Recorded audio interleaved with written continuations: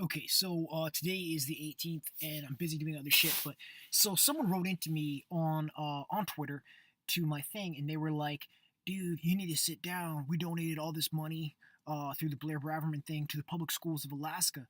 But and I tried to respond, but then they had deleted the tweet, and I wanted to make a quick video in response to that because I do admire even if it's naive and not poorly spent money and not poorly directed money. I admire the philanthropic gesture and the effort by Blair's supporters to raise money for schools in Alaska, and I admire that, and I want to say that clearly, clearly first it's an admirable gesture.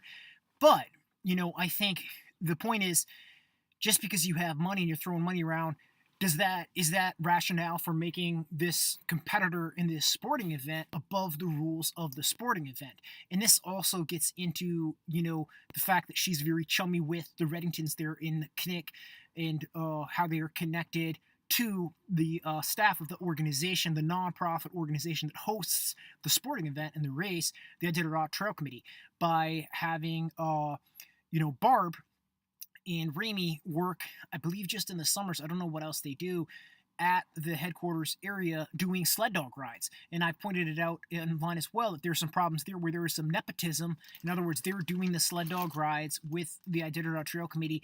They're taking the money. There's some vague stuff going on there, and the nonprofit organization is just exclusively working with them. They're not making any effort to actually get the funds from the summer sled dog rides either, or to build the summer sled dog ride business into something more professional and something that could generate more funds for hosting the race and more funds towards enabling that nonprofit, the Iditarod Trail Committee, to try to reach their mission, which is, however it's written, it's not written giving money to the Reddingtons for allowing the Reddingtons to do the sled dog rides. So there's a lot of ambiguousness there that I think for the public eye needs to get cleared up, especially in light of the fact that Barb claims on her Facebook, and that's Ryan's parent, and Quincy and Blair go over there and they physically stay in the house of those people, Barb and Ramey, in Kinnick Goose Bay Road, right there by headquarters. So what I'm seeing is the economic and the political corruption there is clear and is there. And if Blair is in the back of the pack and no one cares about it, that's all great and cool. But what if she wasn't in the back of the pack? But even if she is in the back of the pack, I think it's disrespectful to those other mushers in the back of the pack to have your husband snow machining and meeting you at a wilderness location where there aren't officials. And what if her sled was broke? It's like calling a AAA guy. Her tracker was down. She was out there stalled out for a long time, and he shows up and he fixes it. That's not really what the race was, designed to memorialize, to commemorate. It was supposed to be a little bit about the challenge of those long distances between those checkpoints, and that wilderness aspect of being in a place where there isn't a plane, or there isn't a village, and you're going to go out there and you're going to take a break in the trail, and there isn't a snow machine and there isn't a familiar face when you take that break in that trail. It's a new place. It's a new place. It's a new on the geographic of the map, in your mind and your heart and your soul, and how that type of experience can connect you better with yourself by overcoming being in that type of isolation. But more importantly, it can connect you with the land, and how the land is the thing that can offer you support, and how that nature aspect is the thing you can become united with and can offer you that support and that connection to the earth and to the sky and all of those things without words and without time exchanged with the loved one who shows up on a snow machine with a sandwich, for a loved one who wants to come and put in a new fresh trail to Uniclete with his ice cream cart, of a dog snow go, which they used all year for training and preparation in the Denali Highway. They had a snow machine, and they would hook the dogs to the snow machine, use it to pace the dog team. They had the handler or her or her husband driving the snow machine in front of the team with a dog box on it, or behind the team with a dog box on it, and with gear on it all winter long, supporting the dogs. And I mentioned it on a comment to Craig Madrid. I used to have a motorcycle in Alaska, or when I worked for dog mushers in Alaska, and we trained them in the autumn months with running four-wheelers. You turn on the engine of that thing, those dogs immediately jump up and begin barking, because they have it ingrained and patterned into them and associated that means that they're going to travel. It's like starting a car and your dog jumps up and wants to go jump in the car because they know they're going to go somewhere. They know they're going to go for a ride. Or another analogy I used is, an ice cream cart pulling into a suburban area. Those kids hear that music, they jump up, they're going to go to that ice cream cart. Same thing. That dog snow-go was used all winter on the Denali Highway to haul dog food, to give those dogs a ride. It's like a dog truck out there on the Iditarod Trail. So, and also the other analogy was, a big tractor in a farm field with a trailer full of hay, for cows or horses. Absolutely, those animals are going to jump right up, especially in light of the fact, and I wanted to point it out too, because Craig Madrid said, hey, what about life below zero? Jesse Holmes, and Jesse's an old acquaintance of mine, and I was like, I think, Matt Failure in one of the Kale Casey things was indirectly directing some negative energy at that aspect as well. And Craig was suggesting that last year that, the Life Below Zero team that was following Jesse on the trail with the snow machine there might have been some complaints and rumblings about them with their snow goes damaging the trail for the other dog teams. And with Jesse, I think it's pointed out, like last year, he had a competitive run, his rookie run, and even this year, he's still in the 20s, and it's more of a competitive approach than Blair and competitive trail, team on the trail.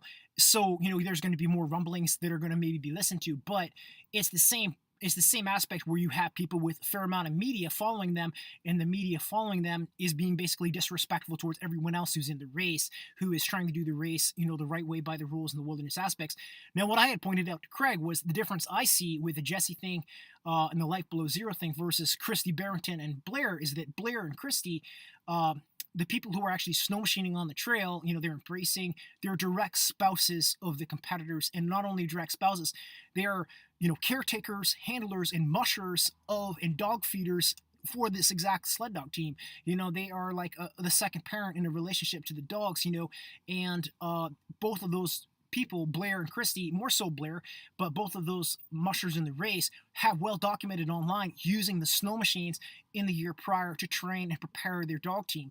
Now, Christy, the only thing I ever saw with Christy was that they had the dogs hooked to the snow machine and were using it to control and train the dogs. Now, Blair, on the other hand, the snow machine was a monumental tool up there on the highway. They had even when they weren't training on it, they had the other dog handler or the husband or her were on the snow machine with what they called it the bark box, and they had a dog box, and they had food and extra emergency gear and stuff, and they were training either in front of the dog team or behind the dog team all winter, like every training run, like maybe not every training run, but you get what I'm saying. So it was one of those things where it was so well documented by how loud and cheesy and boisterous she was on Twitter with all of her, every time she picks her nose, she posts an update, all winter long, that evidence is so clear that this is something that was used as a training tool for that dog team, and that dog team was trained by that snow machine, and the experience of having that snow machine meet them at that wilderness point in the race, it clearly was outside assistance, and it's not a question of,